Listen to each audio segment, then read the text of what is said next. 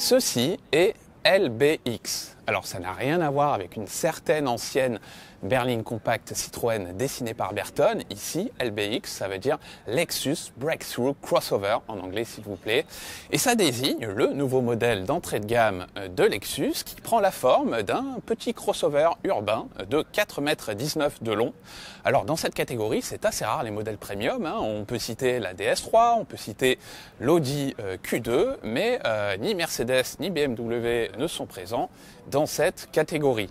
Le style de la voiture est assez surprenant dans l'histoire récente de Lexus, puisque précédemment, les nouveautés de la marque, elles avaient toujours en commun un style qui était très radical, très agressif, avec une énorme calandre béante. Et bien ici, le style, il est beaucoup plus consensuel, beaucoup plus classique, à tel point que franchement, si on n'avait pas ce badge Lexus, on pourrait croire que c'est une nouveauté d'un constructeur chinois, de chez MG par exemple.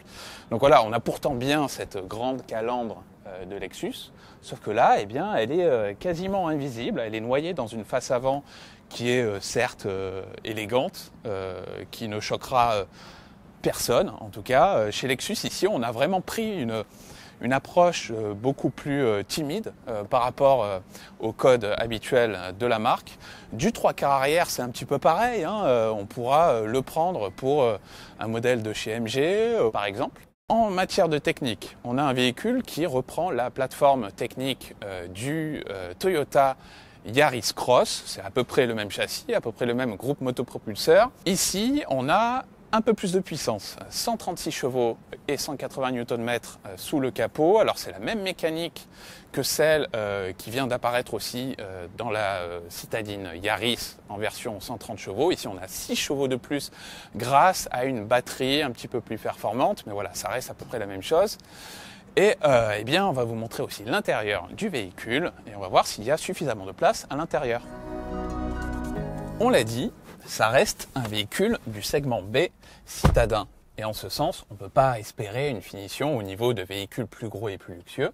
Mais chez Lexus, ils ont quand même réussi à mettre au point un habitacle qui est assez flatteur au niveau de la qualité d'assemblage et des matériaux utilisés. Alors on a par exemple le fameux plastique moussé au-dessus de la planche de bord. On a ici une finition en Alcantara aussi qui est assez sympa à voir.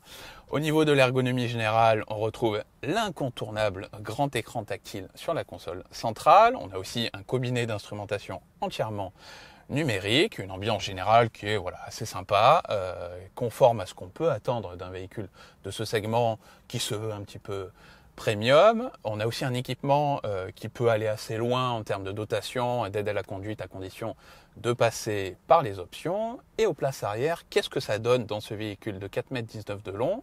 On regarde tout de suite. Petit véhicule, mais au niveau des places arrière, c'est quand même le minimum légal, on va dire. Là, on a un siège avant qui est très reculé.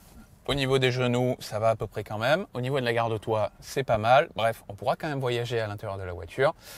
En revanche, le coffre, lui, il est un petit peu petit, avec 332 litres ou même 90 litres de moins si vous optez pour la transmission intégrale qui sera proposée en option. Certains rivaux, comme l'Audi Q2, font un peu mieux à ce niveau-là, avec plus de 400 litres.